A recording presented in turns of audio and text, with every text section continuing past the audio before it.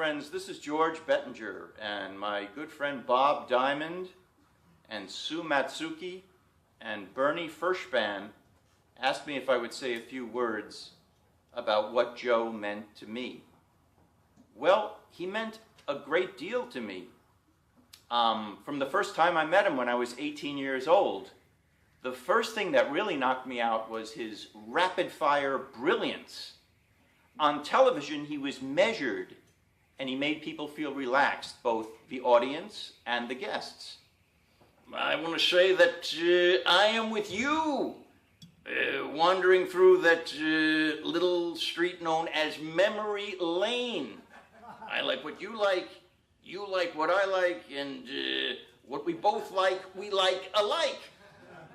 Well, maybe he developed that to, be able to fill hour after hour. But in the office, man, he was a dynamo, a rapid-fire dynamo. Hello? Who's that? Oh, yeah, I got great news for you. Can you handle good news? You have no idea what's happening, kid. We're snowballing. We're mushrooming. We're skyrocketing.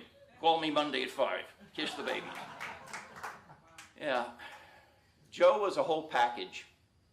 He was a personality, okay? Some of that is missing from television and radio today. Joe had the unique ability to appeal to people of all ages. That's an exceptional quality. In other words, children could watch him, baby boomers could watch him, seniors could watch him, and he reached everybody, and they all loved him. You might have to have called him back maybe 40 or 50 times, but if you had something to offer, and he liked you, and you were persistent, eventually you were on television. In a way, he was kind of like the P.T. Barnum of TV. Joe was totally comfortable weaving together a show that educated the public about classic films, wonderful featured celebrities, and maybe your neighbor. Joe Franklin included me in almost everything he did from the time I was around 19, well, until now. We wrote together. I was his in-house comic on WOR radio every Saturday night. What a show that was. One of my favorite memories, and I have many, is sitting next to Joe on the air on television. No couch for me. He had me sit right next to him, and he whispered in my ear before we went on the air. He said, "Listen, Georgie, this is a big show. It's seen all over. You know what I mean, right? So when I ask you about your new show, say that it's coast to coast. You follow me? Coast to coast." I said, "I got it, Joe. I know exactly what to do." So we're on the air now, and he says, "So George, tell us something about your new TV show." And I said, "Well, it's a new TV show, and it's seen coast to coast.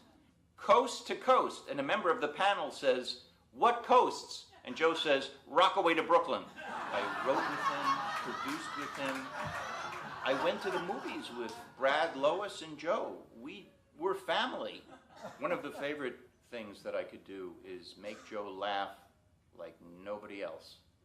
The belly shaking, the tears rolling down his cheeks when I would impersonate people that only he and I knew. Oh, sure, I could do his, the Jessel, the Cantor, and everything, but I would call him up as people that we knew, and he would say, "Stop it, Georgie, stop it, I can't take it. You would hear the laughter, and that was beautiful. Joe Franklin certainly brought a great deal of joy to me, and I hope that I was able to bring some joy to him. He was indeed one of a kind.